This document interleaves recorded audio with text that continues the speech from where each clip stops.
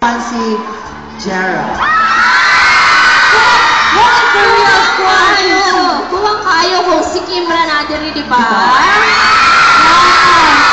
So, dapat pares kita sila. Di ba? So, dapat pares. Kinsa man. Kinsa man.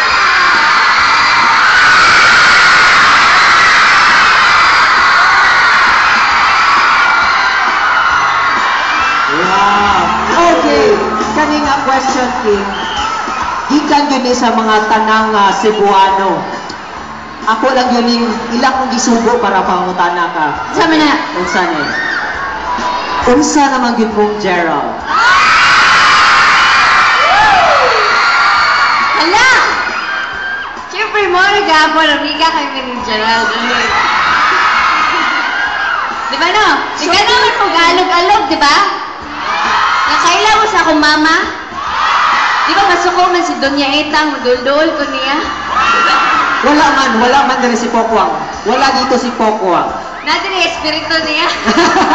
Gipadani yung espiritu para bantayan mo. Again, nasa ko gamay, i-intriga gamay sa atong mga Cebuano fans ninyo.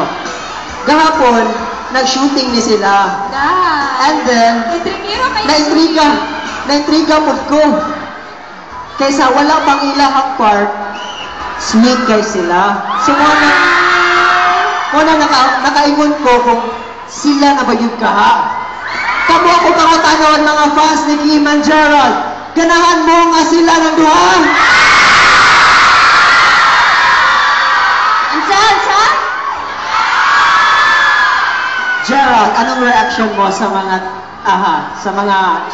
anong tawag mo dyan? Siyempre gusto ko na rin eh. Speechless si Kim, oh. So, Gerald, ito yung question ko sa'yo. Natanong mo na ba kay Kim? Kung pwede, siya na lang yung girlfriend mo? Sa daw? Tinanong mo na ba? Hindi pa. Hindi ba?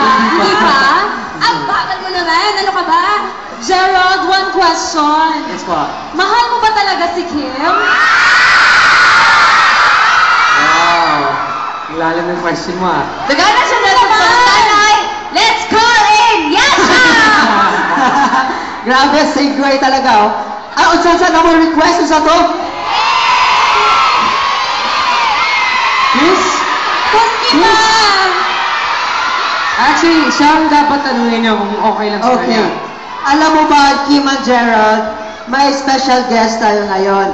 Special fan ninyong dalawa. Tawagin natin si Gail. Gail.